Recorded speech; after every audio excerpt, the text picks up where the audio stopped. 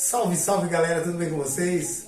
Esse é o Pode Chegar com Áureo Bacelar e hoje eu tenho a honra de trazer um grande líder espiritual que mora no interior de São Paulo, na cidade de Cosmópolis, e é de uma família espiritual muito importante. E é da minha família de sangue também, ele é meu sobrinho. Eu quero convidar vocês para conhecer. Para mim é o Babá Rafael, mas ele tem um nome espiritual, ele vai explicar tudo para vocês. Pode chegar, Babá Rafael.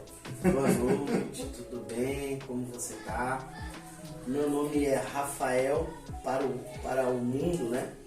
Mas no mundo espiritual eu sou conhecido como Awololá Odefemi. Eu sou iniciado no culto de Orumilá-Ifá e sou iniciado em alguns orixás também.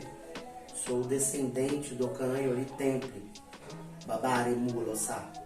Então eu tô aqui para responder dúvidas e tirar algumas objeções que as pessoas criam sobre o culto tradicional iorubá. Então, como eu falei, para mim é Rafael Araújo, meu sobrinho querido. Mas na família espiritual, não sei, tudo que eu falar você me corrige, por favor. Certo. Na família espiritual, no mundo espiritual, como é teu nome lá? Você pode falar? Posso? Eu sou Awololá. Awololá. Eu sou um aprendiz, eu sou um cultuador de Orumilá-Ifá. Tá. Awololá.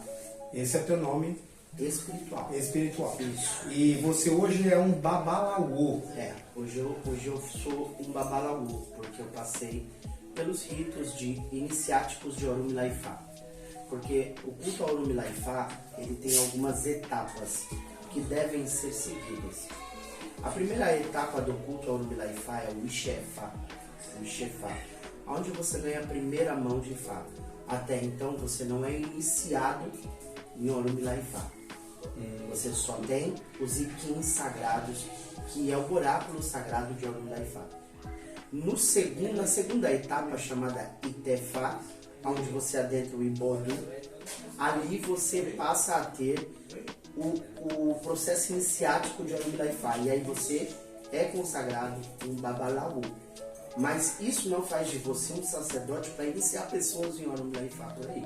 Somente uma pessoa iniciada em Orumilá-Ifá para começar a aprender os ritos e toda a filosofia que Orumilá-Ifá impõe para que as pessoas exercitem o seu dia a dia. Entendi. Então quando fala iniciado em Ifá, essa é a religião? Essa, na verdade, a religião chama Essim, Orixá e Bilé. É uma religião chamada Essim, Orixá e Bilé. Essa palavra Essim é uma palavra que significa tradição, entendeu? Ou tradicional. Então, a religião em si do orixá na Nigéria chama Essim, Orixá e Bilé. Na verdade, as pessoas acham que o culto a Orumilá-Ifá é uma religião. Não. Ifá faz parte do panteão africano. Assim como os brasileiros falam que o orixá está no panteão africano, Ifá também está. Então, essa maneira como as pessoas costumam falar aí que Orumilá-Ifá é uma religião, não. Ifá faz parte de todos aqueles orixás criados por Olodumare, Deus. Então, ele é o orixá que é chamado de Ebikedi.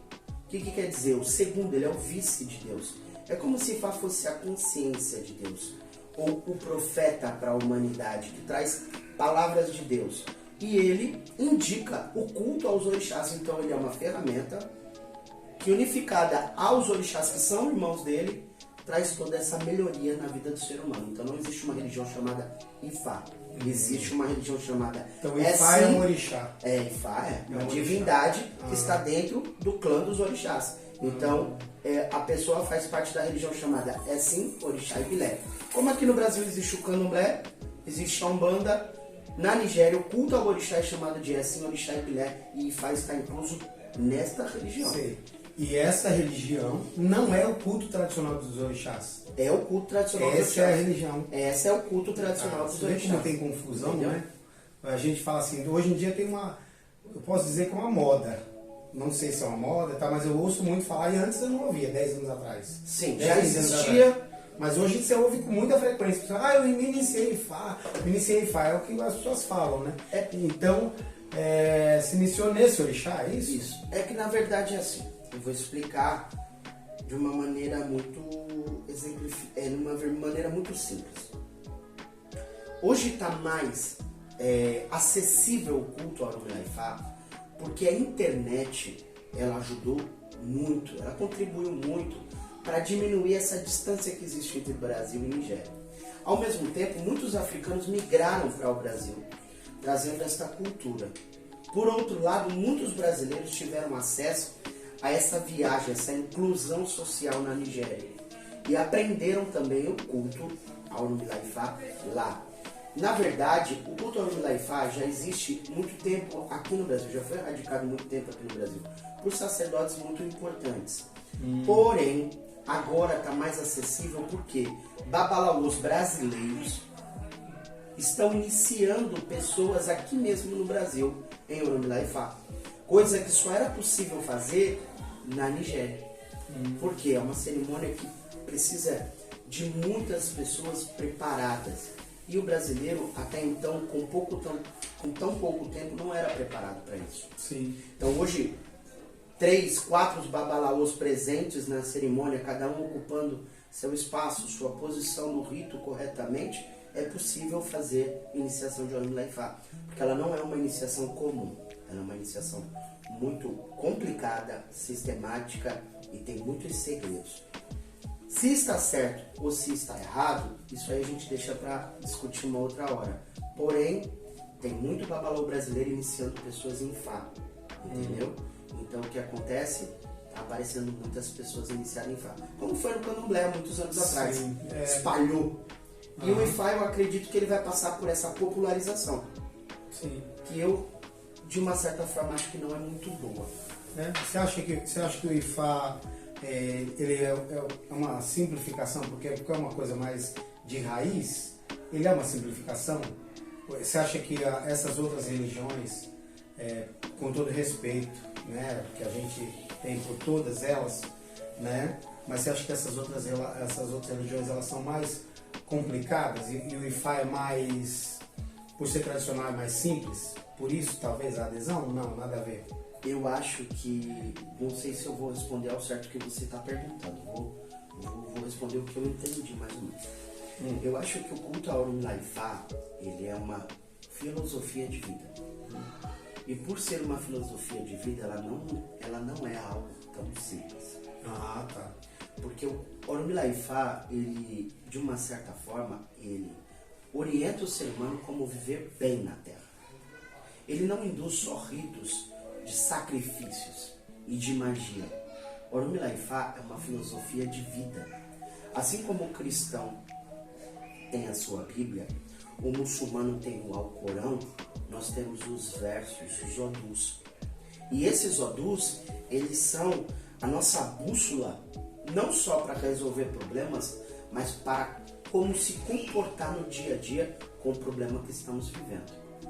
Então, o Orixá, ele, de uma forma que ele explica como as coisas podem ser muito simples de se resolver, muitas vezes ele nos orienta um comportamento que às vezes é muito difícil. Vamos dar um exemplo aqui. O Orixá cita em muitos versos a famosa paciência. E qual é o brasileiro hoje em dia que é dotado dessa riqueza? Todos os dias. Difícil, né? Então, a gente aprende, né, aqui no Brasil, que o feiticeiro faz o que quiser. Ministra o ritual como quiser. Porque ele vai alterar a sorte, né? A gente aprende movimentar a energia, né? A gente aprende aqui no Brasil que o feiticeiro movimenta a energia pro positivo e pro negativo como ele quer. O Orixá, ele proíbe o sacerdote de fazer magias negativas. Então, quem adentra o culto de Orixá já faz um pacto de não fazer maldade. Entendi. Não pode fazer maldade. Entendeu? Então não se torna uma coisa tão simples. E aí aquela filosofia de olho por olho, dente por dente, etc. Isso é uma coisa muito complicada. O culto de Orixá tem muitas exigências. E eu não acho que ele é tão simples porém eu acho que ele é mais fácil de se conduzir do que outras religiões. Entendi. Porque é uma religião que exige muita mudança de comportamento. Não é uma mudança que exige tantos rituais. Entendi. A cobrança é mais com relação à conduta do que com a entrega, como eu posso dizer, a entrega física, material, vamos dizer assim. Né? A cobrança também é da conduta. Né? Sim, muito mais. Muito maior. Da conduta é importante, tão importante quanto a entrega material. Né? O cultuador do orixá precisa entender que quando ele vai à frente de Exu, um exemplo, o orixá que ajuda muito a lidar com o equilíbrio emocional, o Batala, Oxalá, como é conhecido aqui no Brasil. E ele vai suplicar ali aquela paz, aquele equilíbrio emocional. Ele tem que estar declinado a se comportar assim. E saber que não é o universo, ai Deus está me testando a minha paciência, testando e me... Não, quem está testando você são os alguns espíritos caóticos, criados pelo próprio Deus, por Olodumare, para que você entenda aonde você erra. Então, quando você perde a paciência através de um ritual, não adianta você matar o bicho, vai ter que ter um comportamento. E você falou de outras religiões, você já passou por outras religiões? Passei. Passou? E como que é, por exemplo, você cultua caboclo, enfim, que são mais comuns, por exemplo, na Umbanda, o candomblé também é mais orixá, né? É 100% orixá. Todo povo que é descendente de africano ou que tem esse amor por essas religiões de matriz africana, ele também tem uma característica muito atirar pedra na religião do outro, né? Tem muitos que atiram pedra, mas falou isso aqui errado. E eu, no meu entendimento mínimo, eu acredito que o errado pode até ser feito, mas se você faz de coração e com amor, os deuses, eles são superiores a nós. Sim. Então eu acredito que eles têm uma inteligência superior e sabem, olha, está sendo feito com amor e com, enfim, de coração, então eles vão entender o errado, certo? Mas a pergunta é, por exemplo, o cara agora frequenta e é adepto ao culto tradicional dos orixás. O que ele faz com esse trabalho que ele tinha anterior na Umbanda ou no Candomblé? Porque normalmente o brasileiro já participou dessas religiões e aí agora está nessa outra. Certo. E o que ele faz com tudo isso que ele já traz de herança, vamos dizer assim? Legal, vamos lá. Existem alguns versos que o Orumilá-Ifá justifica a existência de outras religiões. Tá? E existe também alguns versos que falam que o Orumilá-Ifá andou por todo o planeta Terra.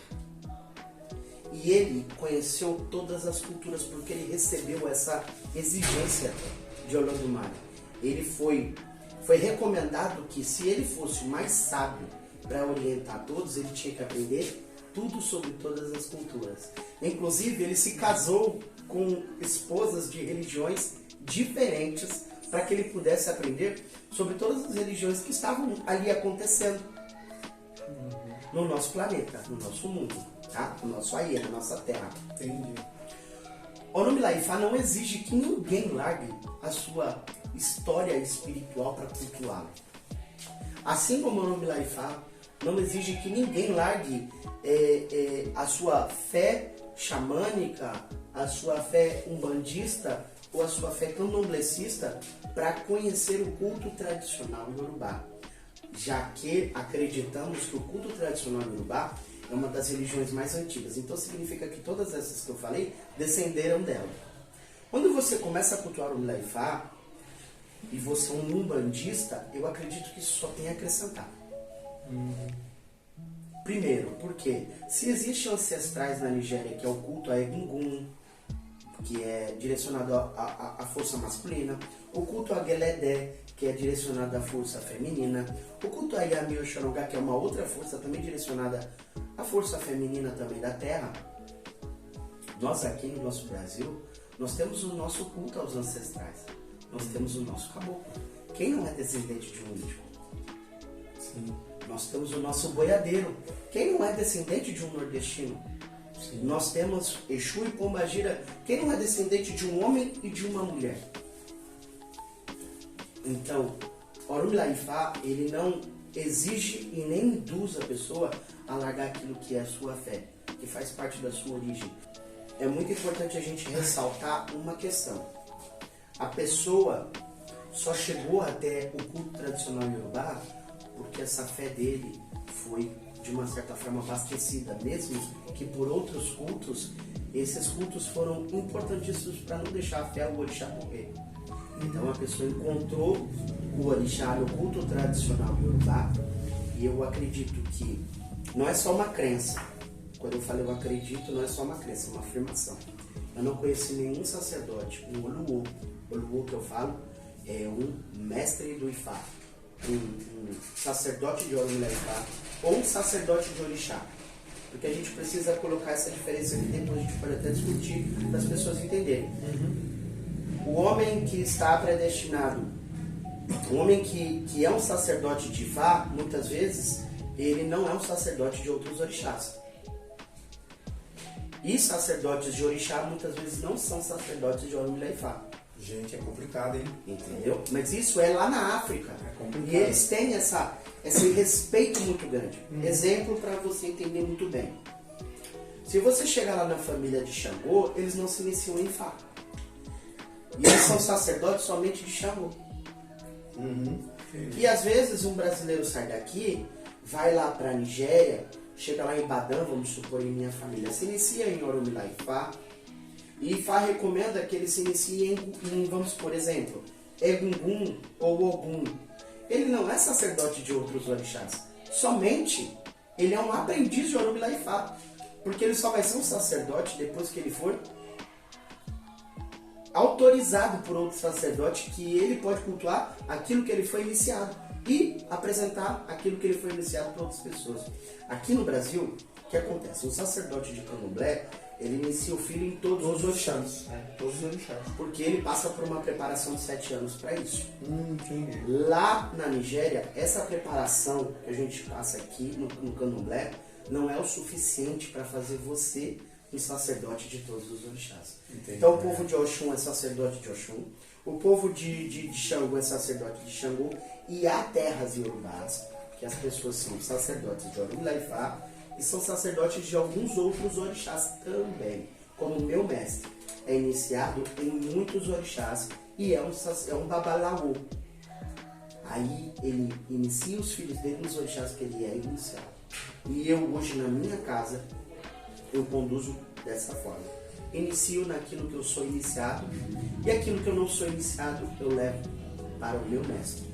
Porque a regra é simples ou a regra é clara, como diz Galvão Bueno. Só dá o axé quem tem o axé. Então você, iniciado em Exu, você, se um dia iniciar uma pessoa em Exu, está correto. Você não pode iniciar uma pessoa em outro orixá, porque está errado, porque você não comeu o axé. É claro que tem um preparo, né? O cara Sim. que inicia em Exu, por exemplo, e aí ele vai iniciar alguém, ele tem que ter um preparo que deve levar anos, talvez. Sim, mas depende muito do aprendiz. Depende, né? Depende muito do aprendiz, porque no culto tradicional iorubá Não é questão de tempo, né? é uma questão de preparo, estudo. Muito estudo, muito estudo. Vou te interromper. Você não vai acreditar, eu nunca na vida, eu não vou falar isso aqui, vai ser cortado. Eu nunca tive nenhum tipo de... Nunca, Rafael, você é meu sobrinho, você sabe disso. Eu nunca tive nenhum tipo de mensagem, nem nada. Nunca veio nada na minha cabeça. Cara, alguém me pediu pra gente pôr um copo de uísque aqui e quer ficar aqui, cara, com a gente, né? Pega isso, outra acabou. Demorou pra ele chegar. Cara, nunca tive isso, cara. Quase Só chorei. ele querer Eu falar. quase chorei, cara. Pega um copo. Você pegou um E copo. tá acabando, né? Porque todo mundo toma, mas eu vou. Não, mas é bom, deixa o povo tomar. Compra um mais baratinho, deixa o povo tomar. Ah, não precisa, vambora, pra cima. Deixa o povo tomar, é bom. Cara, eu quase chorei aqui, velho. É. Tá muito alegre. Aonde eu Nesse estou, não momento. adianta, cara. Ele é uma coisa Pediu muito pra gente maluca. tomar, pra ficar aqui, deixar aqui pra ele tomar também. Tomar junto, pra conversar. Que coisa louca. Ele é Eu muito falei pra presente. Nubia. Ele é muito Vontade real de na minha chorar que vida. me deu, Ô, porque eu Aulinho, nunca recebi eu falei mensagem. pra Nubia aqui. Nunca tive Nubia, nenhuma intuição. Eu tô sentindo uma energia tão diferente. Agora eu não sinto nada. Eu É falei, muito mas forte, ó, ali é muito forte. Ali tem ali, a hora que eu chego, qualquer hora. E agora Não, foi energia, agora. foi um pedido, né? Assim, tipo, não pedido, eu não sei como que é, né? Sim. Mas era assim, é uma intuição de pôr um copo aqui, quer ficar junto aqui, quer participar da conversa, né? O seu carro é bastante complicado. É complicado, ele é muito presente na minha vida. Bom, eu só cheguei ao culto de Yorubá por causa dele. Então, é muito louco isso, né? Porque eu falo que essas religiões... Se você quiser, eu conto essa história no podcast, como é que Não, foi. mas vamos contar várias coisas. E foi, É só... e foi uma coisa muito louca. nós vamos chegando. Pode, tá limpo? o Henrique que Tá bem limpo? Tá, Não, tá bom. Se não tiver, presta aqui. Não, tá bom, tá limpo. Tá tudo bem? Tá tudo bem. Tá tudo bem. É que era pra gente tomar junto, né? Não, gente, Mas vamos aqui. pode tomar no deles? Pode. Agô, meu pai. Agô. Satisfeito? Agô, meu pai. Pode deixar a garrafa em cima? Fica à vontade. Fica à vontade. Deixa. Deixa aqui. Bom, pediram, vamos tomando, mas pediram aqui, né? Que coisa de louco, gente. Agô, meu pai. Agô. eu quero comigo. Pode deixar, pode deixar. Eu vou tomar, pode deixar. Eu vou tomar. Aqui. Aqui, chaga. Então, o que a gente estava falando? Voltando, você já participou de outras religiões, então no culto tradicional você não precisa abandonar toda Não. a sua história, De forma nem alguma. nada disso. E como é na tua casa, que você acabou de falar da tua casa, na tua casa existe um dia especial para cultuar o Exu, que eu falo a gente, porque normalmente essas religiões, as pessoas passam por várias, então vamos chamar de Exu Catiço, Exu Orixá. Como que é esse tratamento lá na tua casa? Existe um dia específico para boiadeiro, para caboclo, enfim, para o Exu, eu não sei se chama Catiço, Os guardiões. os guardiões, né? Certo. Que é diferente do Exu Orixá, né? Sim. E aí não vamos talvez nem entrar nessa diferença, mas vamos falar de como é na tua casa a relação com essas entidades que são tradicionais brasileiras, vamos colocar assim. Me corrija se estiver errado. Eu comecei na Umbanda, né? Candomblé, Umbanda, passei muitos anos, fui aprendiz de algumas pessoas, sou muito grato por isso, porque manteve a fé em mim. Depois eu fui para o culto tradicional Yorubá, através de uma recomendação do mestre Tranca-Ruas. Então, quem acha que eu nasci no culto tradicional Yorubá, eu não nasci.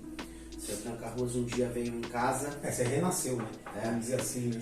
chegou em casa num trabalho que estava tendo, chamou a minha esposa e disse: meu filho vai conhecer um homem que é mais novo que ele, é um rapaz.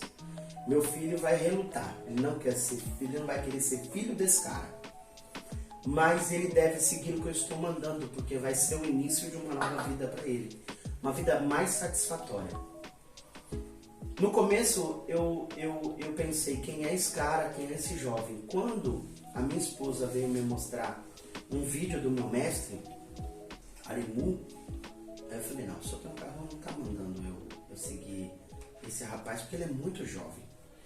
Qual é o estereotipo que a gente tem de um sacerdote? Preto e velho, né? Seria eu, assim, né? Não, Eu pra mais. Ou uma Preto e senhora, velho. né? Ou uma Olha a senhora. tua mãe ali que tá Uma assistindo o senhora. podcast ali. Mas até que o seu Tranca-Ruas voltou novamente uma reunião em casa e disse, é ele. Só que eu não sabia que essa inserção do culto tradicional Yorubá na minha vida ia, de uma certa forma, organizar essa força brasileira ancestral na minha casa. Então, eu não posso dizer que não foi banida, mas ao mesmo tempo ela foi muito organizada, porque o culto tradicional Yorubá hoje consome 70% da minha rotina.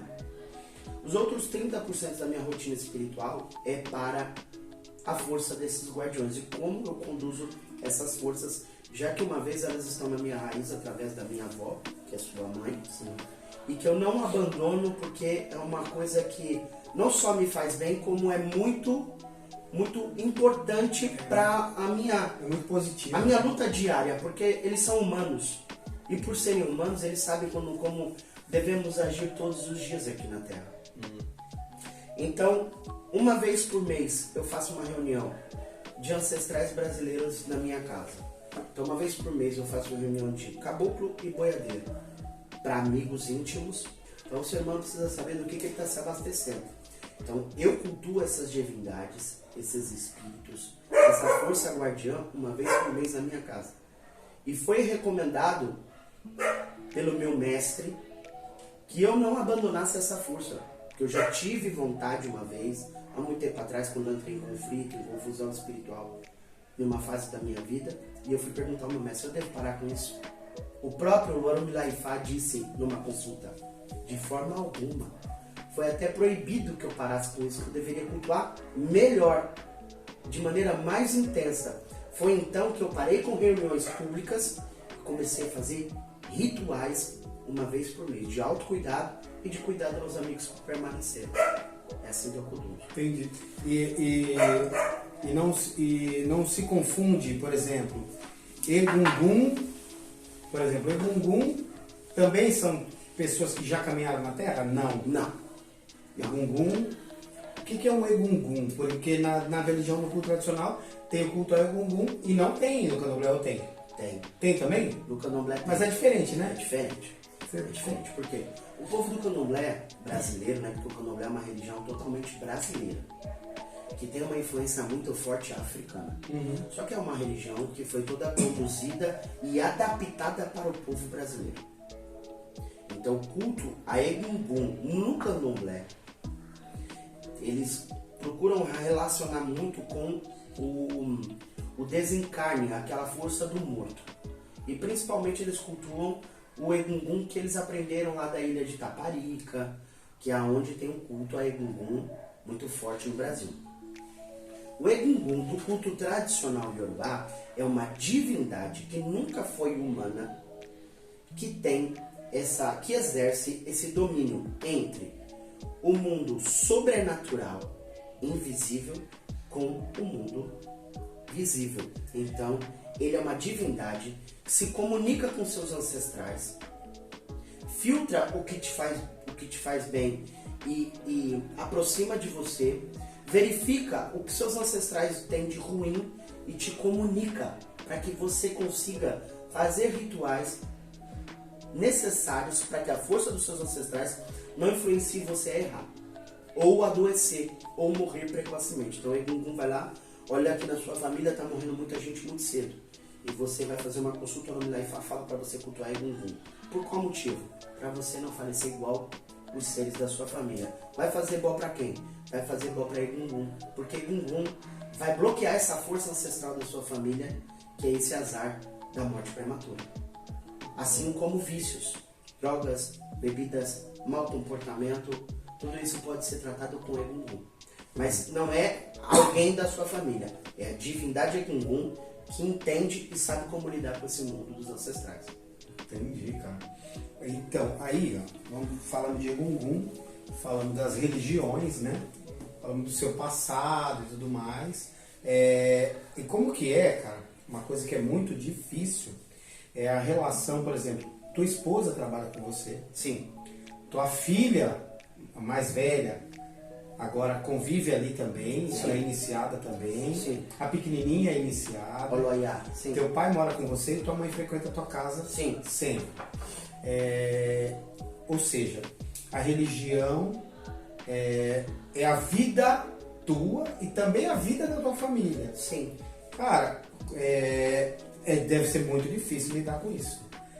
Não é não? Você é da cabeça. Não é, cara? Porque você tem um negócio em família, já é difícil pra caramba. Agora você imagina você ter um negócio religioso, né? Você tem um templo religioso que envolve toda a família, cara. como que fica, como é que você consegue organizar isso onde você encontra refúgio? Qual é o refúgio do líder espiritual, né? Porque todo mundo precisa de uma válvula de escape. Qual é a tua? O que você consegue fazer para fugir disso, assim? Porque de vez em quando você precisa sair fora disso aí, ou não?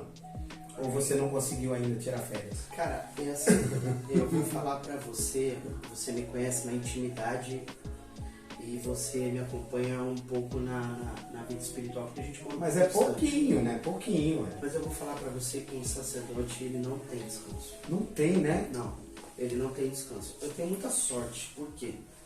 Porque muitas pessoas que ingressam no sacerdócio... Ainda tem a irmã que trabalha também, né? Muitas pessoas que ingressam no sacerdócio não têm apoio da família. Isso, Eu tenho muita sorte porque minha família me apoia muito. Sim. Mas ao mesmo tempo, isso aí eu vou dar esse mérito. Mas esse apoio entra em conflito? Sim, Entra. entramos. Porque não- Entramos, não é fácil. eu, minha esposa, Tem Isabel, que é que é mãe também. que é minha lá. mãe pequena na casa, a minha esposa, que é uma pessoa muito importante na minha casa, a parte administrativa quem cuida é ela, quem cuida do sacerdócio sou eu, a Isabel cuida da parte funcional, tudo que eu preciso a Isabel deixa lá pronto para eu chegar e só executar. Tem Então, o seu assim, pai. meu pai, que é o cara que cuida dessa questão de manutenção de tudo que o axé eu vi lá, precisa. nossa, eu vi as Colocar uma construções. lâmpada, construir, Nossa, coisa mais linda. cotar preço. Então, assim, Você que não conhece o templo, né?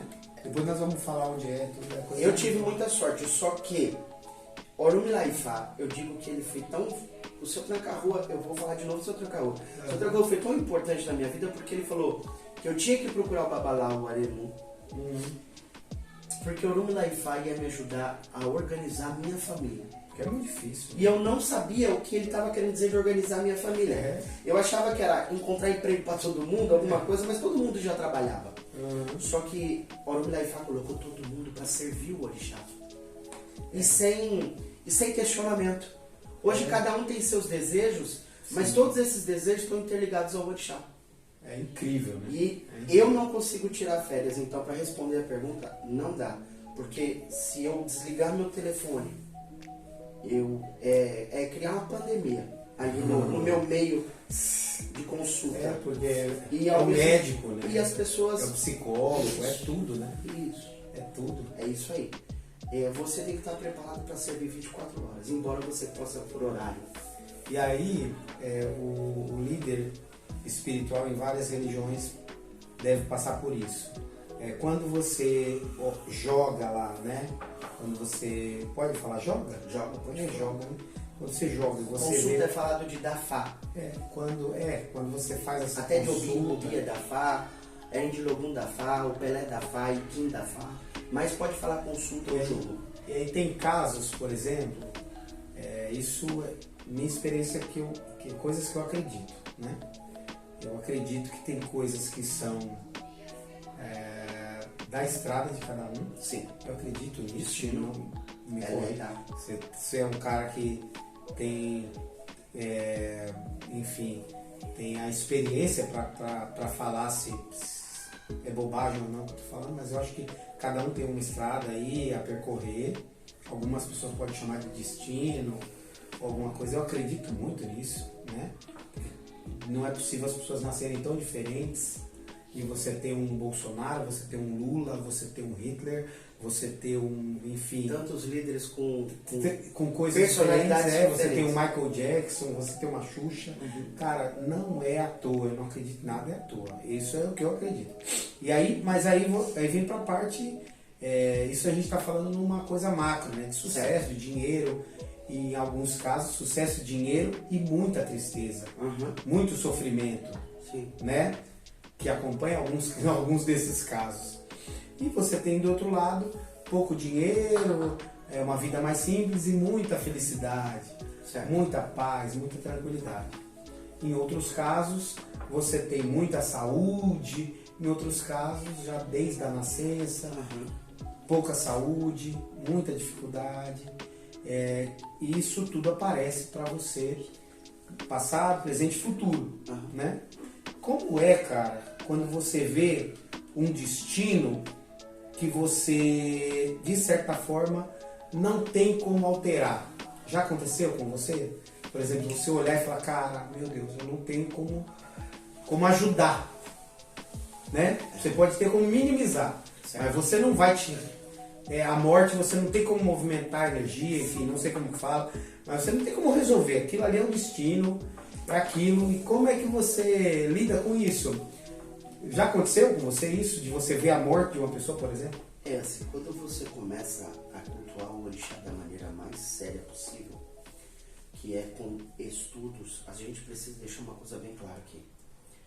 A gente tem que parar de achar que religião espírita é dom. Não é dom. Tá bom? Ninguém pode jogar búzios só porque nasceu com dom. Não existe dom nem para jogar e nem para cultuar os orixás, nem para receber um caboclo, nem para receber um boiadeiro. Não existe dom, é preparo. Preparo. E preparo na nossa religião, ela é muito levada de maneira banal. Por quê? O brasileiro tem mania de achar que é autodidata.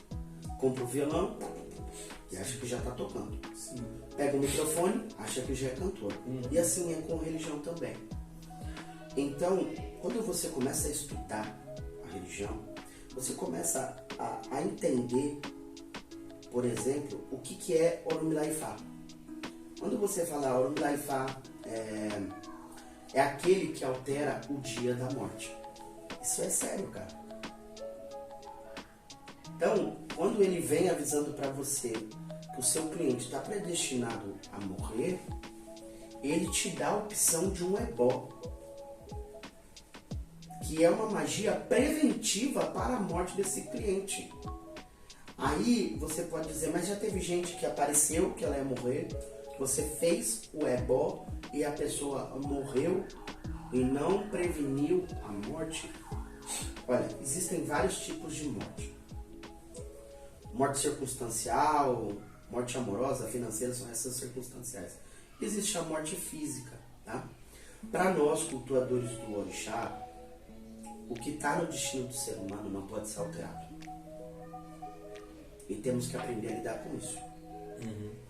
Mas pode ser melhorado, minimizado, amaciado, digamos assim. Entendeu? Mas não existe um ser humano que não possa melhorar o seu destino.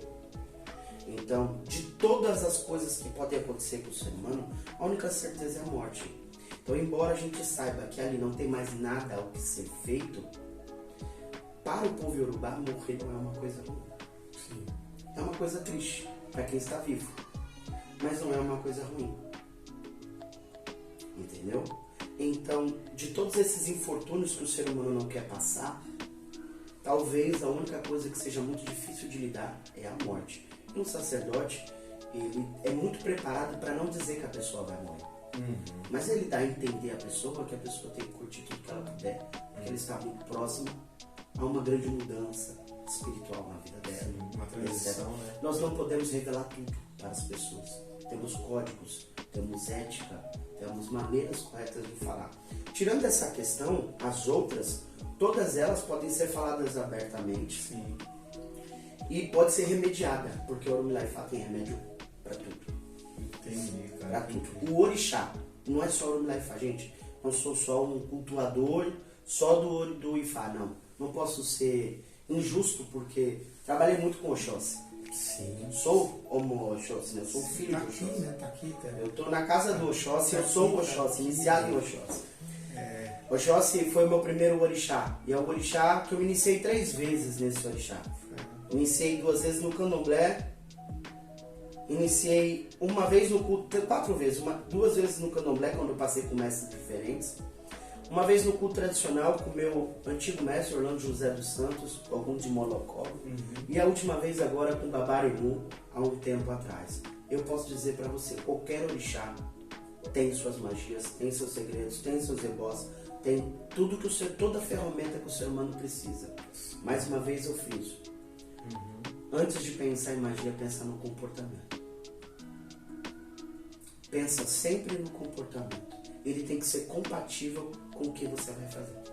Tá certo. Tem que ser organizado, tem que, né? Enfim. Não adianta, você quer dinheiro, não acordou cedo, Não vai. dinheiro é fruto de trabalho ou do esforço. magia não vai funcionar. É verdade. Muitas pessoas procuram algumas religiões, né? Acho que todas, né? Buscando uma solução, né? Dos seus problemas e tudo.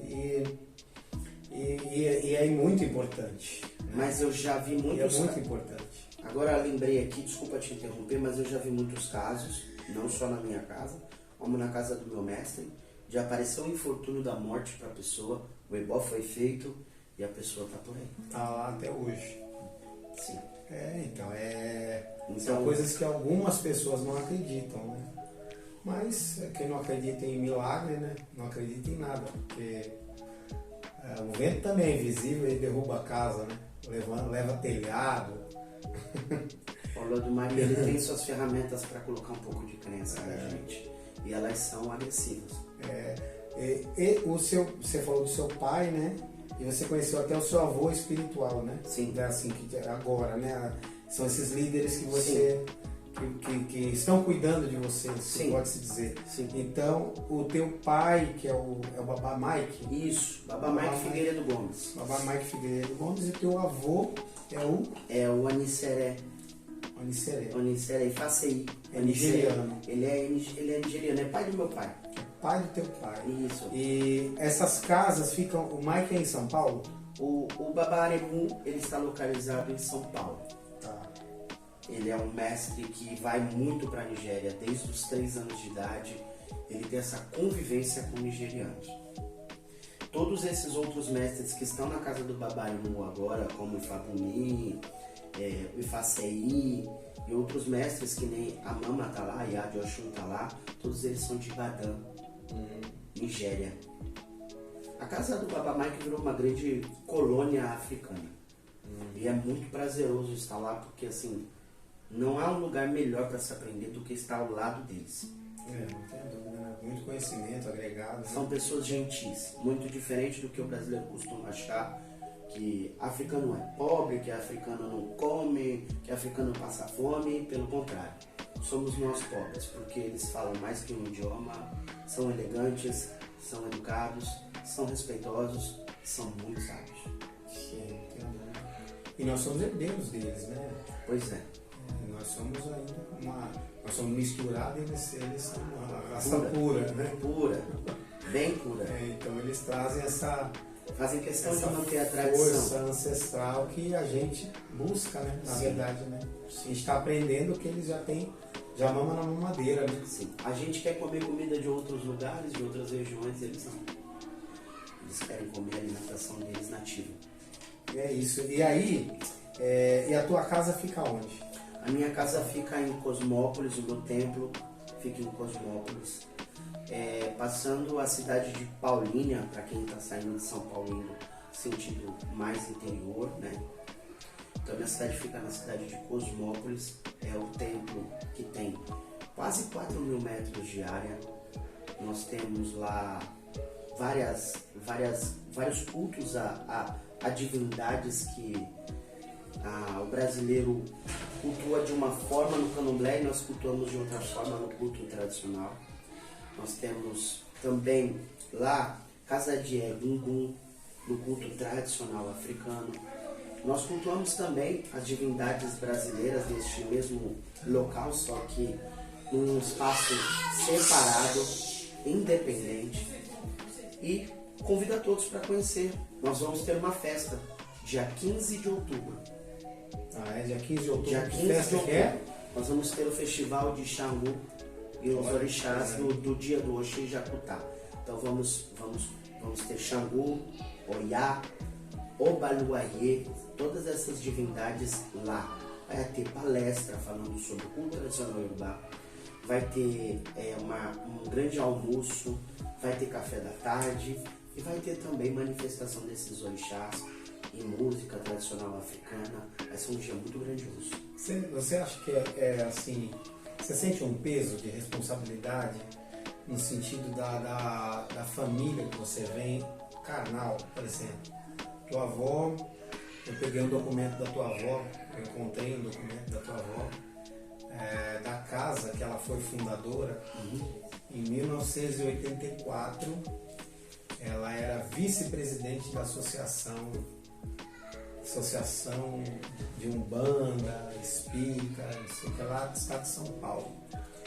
Então, até tem o nome do teu pai na ata de fundação dessa casa, teu pai carnal também. Certo. Sabe que seu avô também era um líder espiritual, Seu bispo. tua mãe também, enfim, nasceu nesse universo.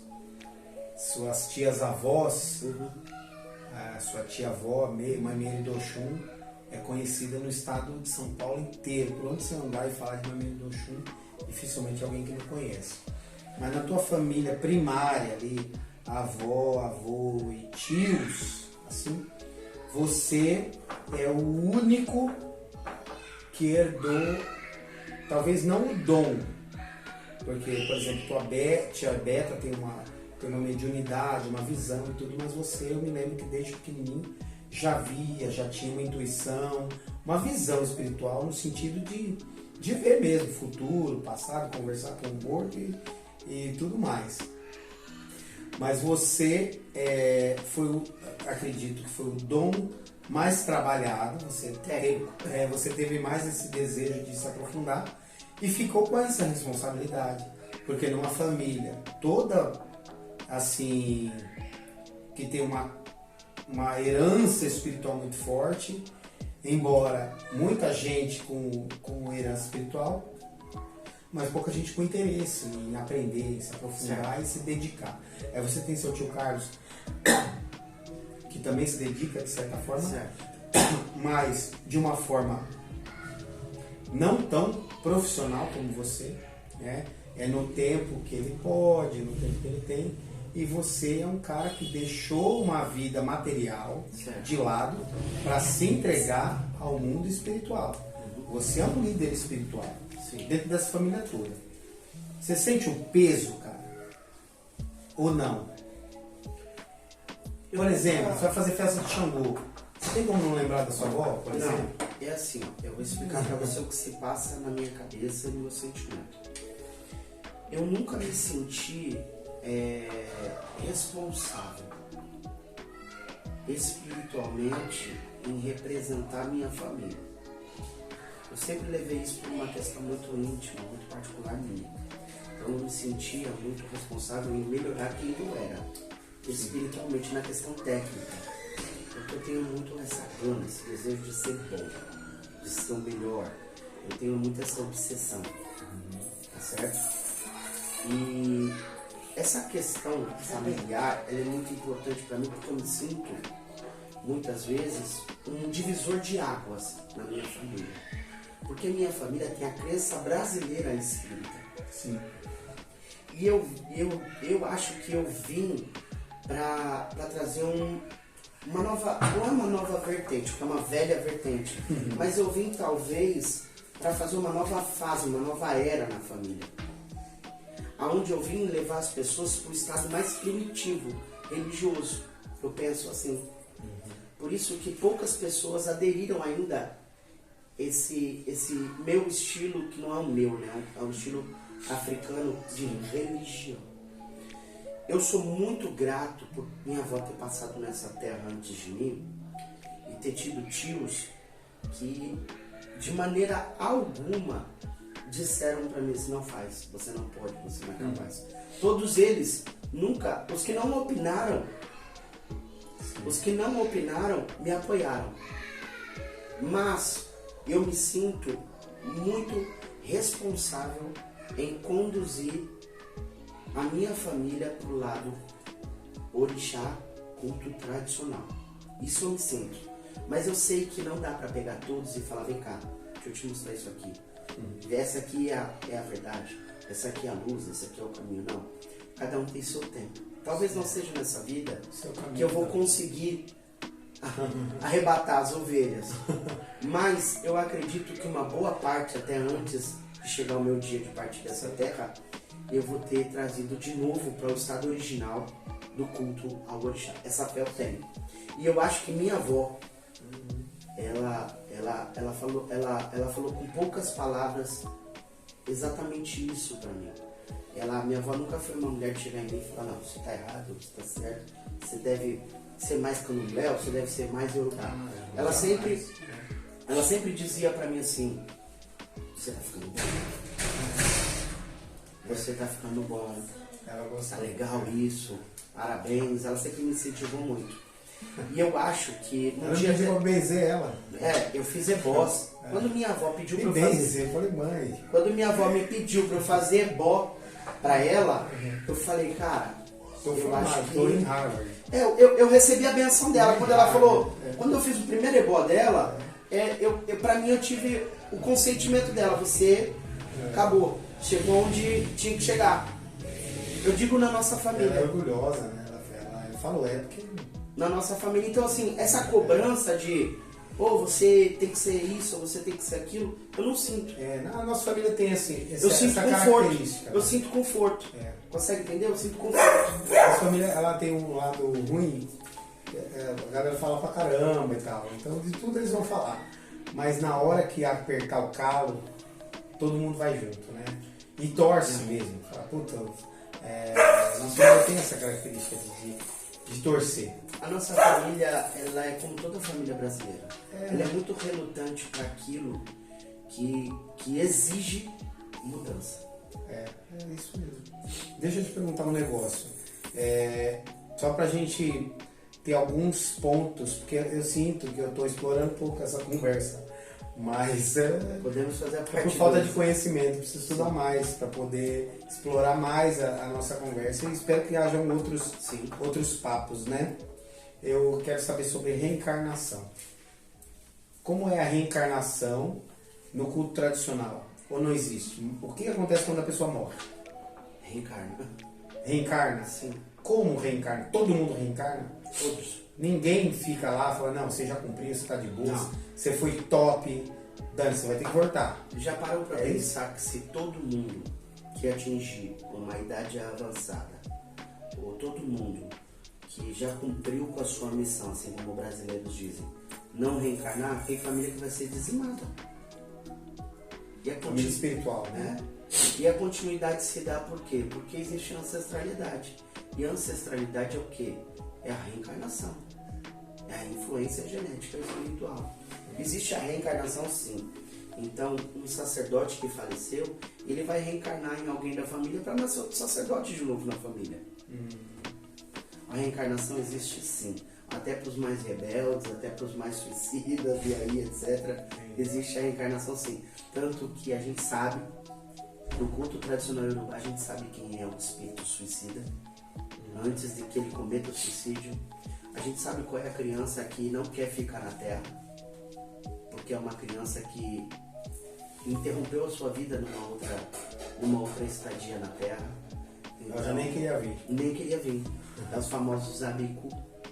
Os abikus são crianças que não querem viver na Terra e são autossabotadores de tudo, até mesmo da vida física. Então, a reencarnação existe, é uma coisa muito séria e que a gente trata com muita delicadeza, porque é na reencarnação que a gente sabe qual é o destino desse ser humano e quais são as desgraças que ele está fadado a passar e quais são as bênçãos que ele terá na vida. Muito bom. Deixa eu te perguntar. Eu falei que era a última pergunta, mas não é verdade. Eu pensei em outra. Já que a gente falou de reencarnação, tem uma coisa... assim, eu não gosto de relativizar as religiões. Certo. Né? Mas na Bíblia tem isso. Eu falo, meu amigo, na Bíblia tem isso, mas nós não somos da religião que lê a Bíblia. Nós somos da religião que lê outra coisa. Então não adianta você relativizar. Você vai na... mas o meu carro tem motor 4.0. Mas nós estamos falando de avião. Avião é outra coisa. Então, a Bíblia é uma coisa, isso aqui é outra coisa. Então, não relativizo. Mas só para que as pessoas que não... Essa nossa conversa é para todo mundo. Então, eu quero saber, inferno. Existe no culto tradicional? Sim. Existe inferno? Existe o inferno. Eu tá dentro dizer que não. Tá dentro do Eu nosso... falo que não. Não, mas não existe diabo, então vamos lá. inferno, esse negócio. Deixa eu explicar. Eu falo, mas eu sou... Eu fui sarcástico, na verdade. Na verdade, eu fui sarcástico. Eu sou porque, autista, assim, eu sou literal. Né? Eu vou explicar pra você. Existe uma propaganda nigeriana que fala Exu is not Satan. Exu não é o Satan. Isso, inclusive as vai ter pessoas- a parada, Que as a marcha para Exu. Que as eu quero pessoas ir, né? confundem muito por causa dessa influência cristã que tinha que demonizar alguém. Vamos demonizar quem? Exu. Porque claro. achavam que ele era a divindade mais parecida com o ser humano, nos desejos, nas virtudes, etc. Bom, nós estamos aqui para discutir isso. Existe o inferno para o africano quando o Ori, cabeça do ser humano, está buruku, que é ruim, ele vira o próprio demônio. Não existe uma divindade que é causadora do mau comportamento do ser humano. Não existe. Não existe. Existe o ser humano fazendo mal a si próprio e tendo atitudes péssimas. Existem divindades que trazem infortúnios, tá? Vou citar algumas. Ofo, Ibi, Ejo, Iku, Ija. O que são? Percas, prejuízos, guerras, conflitos e morte. Existem outras divindades que trazem outros infortúnios, mas essas são as mais faladas na hora de um ritual. Essas divindades trazem circunstâncias para o ser humano. Mas você fala assim, não, o cara foi lá e matou o outro porque ele estava com o demônio. Não, o olho dele estava burucu. A cabeça dele estava ruim e ele foi lá e matou a pessoa. Porque uma pessoa com a cabeça boa não vai cometer um assassinato, não vai roubar, Sim, não vai sair esmurrando ninguém. Então o africano acredita que o ser humano, quando ele não está legal mentalmente, na questão espiritual e mentalmente na questão física, ele é o próprio demônio e ele causa o próprio inferno. Então, não temos demônio e não temos inferno como os cristãos dizem. Sim. Temos seres humanos dotados de um momento péssimo, que aí fazem inferno na vida dos outros e na deles. E aí vai reencarnar e aí vai E se uma continuar a pessoa- sua caminhada aí. Vamos supor, um cara extremamente irritado, morre irritado. Na reencarnação, irritado. Ah, entendi. Só que é um processo que ele vai passar. Só se repete, porque o ori daquela pessoa é assim. Mas aí talvez é que entra um trabalho. Aí vem a espiritualidade, A espiritualidade. porque aí esse cara tem na ancestralidade a espiritualidade, alguém empurrou ele para a espiritualidade. Vamos tratar o ori do cara para não ser mais irritado. Entendeu? Aí você passa essa vida toda tratando o seu ori para não ser irritado. Na próxima vida, seu ori vem tranquilinho. Sempre você tem que pensar a longo prazo, quando você pensa em espiritualidade. Sim. Então vamos supor, você é um cara que está fadado a não ser próspero financeiramente. Encontrou a espiritualidade. Você vai tratar os seus problemas espirituais porque você não é próspero nessa vida. Vai ter uma vida mais confortável, mas você vai colher muitos frutos na próxima vida. Sim. Entendeu? E assim, você chegou a falar pra mim, né, já, que, por exemplo, um ebó pode ser você ajudar uma pessoa que é moradora de Sim. rua, Sim. né? Sim. Essas condutas, elas também contam no mundo espiritual, né? A gente É já isso. falou aqui, comportamentos. Comportamentos, né? É muito importante. Há É o recomendações. processo que você me ensinou. Há recomendações de Orumilá Ifá que saem muitas vezes para as pessoas promoverem atos de generosidade. Assim como o Orumilá Ifá, em alguns odus, fala para a pessoa fazer um sará, que é o quê? Pegar a foto de um ente muito querido da família que faleceu, servir um jantar para amigos e colocar ali uma refeição para essa pessoa falecida junto, como se ela estivesse presente, contar a história dessa pessoa falecida, ou até mesmo sair para doar alguma coisa, e também é uma maneira ritualística de se fazer ebó, ou concluir um ebó, tá? Então, ajudar o próximo é muito importante, porque o dinheiro é semente. A única maneira de você semear é passar para frente. Sim. Por isso o dinheiro também é o fruto de um sacrifício, porque ele veio do seu esforço.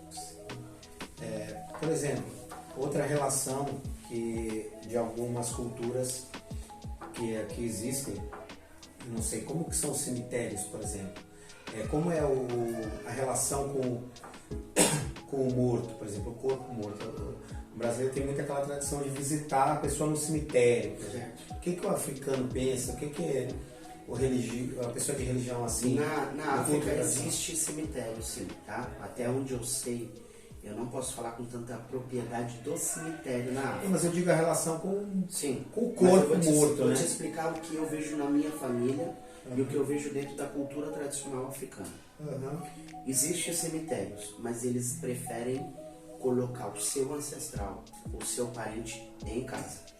Então, você vai estar aqui às vezes fazendo sua reunião, falando aqui no microfone, e aqui debaixo desse chão tem uma pessoa muito querida sua enterrada aqui. Eles podem enterrar em casa. Vamos supor, você entra na casa de um africano, tem comida atrás da porta, é para algum parente que está enterrado em casa. Você entra num ambiente, num quarto, tem uma comida tradicional africana em cima, no meio do quarto, ali onde tinha a cama da pessoa, é para alimentar o parente que está enterrado ali, entendeu? Então para eles, o que é deles, eles querem junto. E esse morto para eles é o estado que saiu do estado físico e foi para o estado espiritual. Então para eles aquela pessoa está viva ali. Sim. Então eles alimentam essa pessoa semanalmente, eles fazem festa para essa pessoa, eles convivem com essa pessoa e dormem junto com essa pessoa. Por isso talvez Montam suas camas em cima do túmulo ali, né? Supostamente, porque está enterrado no chão. Uhum. Nós perdemos agora uma mama muito importante, uma senhora da nossa família, uma sacerdotisa muito importante da nossa família, uma sacerdotisa do meu mestre, cuida dele desde criancinha. E ela acabou de falecer. E eu acredito que o tratamento foi mesmo, ela foi enterrada talvez em casa também. Existe uma cerimônia, tá? Existe uma cerimônia, mas é sepultado em casa. Então, pessoal, vocês que estão grudadinhos aí, eu sei que todo mundo tem muita curiosidade. Infelizmente a gente está se estendendo muito porque são muitos assuntos. Eu sei que todo mundo tem curiosidade demais para saber como funciona, né, o culto tradicional dos orixás, a questão do Ifá e muitas coisas assim. E a gente já está quase finalizando, mas fica grudadinho aí, que eu quero saber o seguinte. Você agora é um Babalaô. Sim. E era Babalorixá. Exato. Antes de chegar nesse nível que você está agora. Certo. O que significa? Significa que você agora deve se dedicar mais a cuidar de Babalorixás. E agora é como se você fosse um pai de pais. É isso? Porque o Babalorixá é um pai de santo, vamos dizer assim.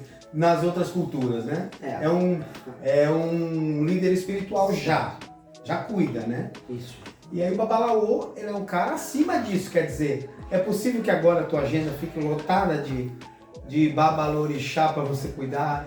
E os iniciadinhos aí que estão começando a carreira? Não, o pessoal Como é que tá fica? preocupado se eu vou parar de atendê-los, que são pessoas Isso pode acontecer, né? Ou são não? pessoas ainda muito, digamos assim, de uma forma muito crua na religião.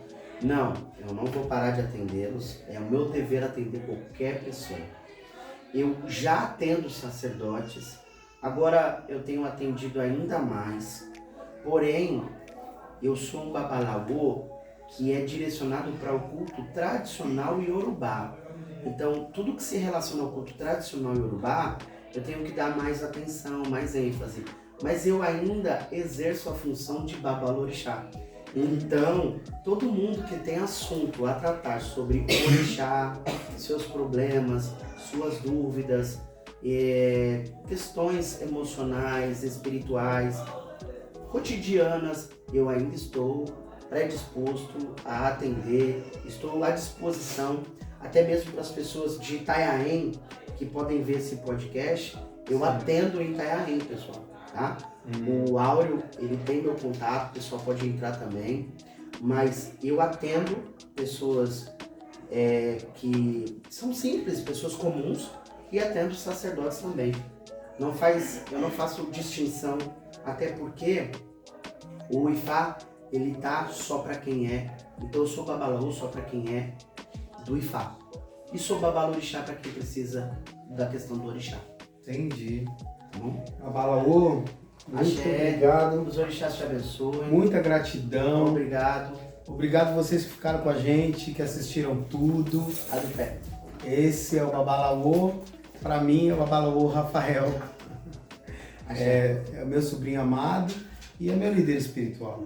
Muita Muito gratidão obrigado a por toda a essa família, tua esposa, a Isabel, a todas as pessoas que, quando eu estive lá no seu templo, Axé. cuidaram de mim com o máximo amor. Eu jamais vou poder agradecer o suficiente. E, enfim, eu indico para todas as pessoas que, enfim, que querem ter uma vida melhor, em todos os sentidos, que procure a espiritualidade. Axé, Tá axé, bom? axé. Gratidão. Vou lhe dizer Muito uma obrigado. coisa. Pode chegar com o bacelar. Só para interromper esse fim. Uma vez me perguntaram, se você não fosse babalorixá ou um babalaú, o que você ia fazer? Eu falei, eu acho que eu ia voltar pra música trabalhar com meu tio. Ainda bem que não. Eu lembro. Apesar que você é ótimo também. Não, mas Tudo que você faz. era uma coisa que eu amava fazer, mas o orixá foi mais cativante. Obrigado por tudo, viu? Gratidão. Axé a todos. Pode chegar com o bacelar, hoje com o babalaô, Rafael. Axé.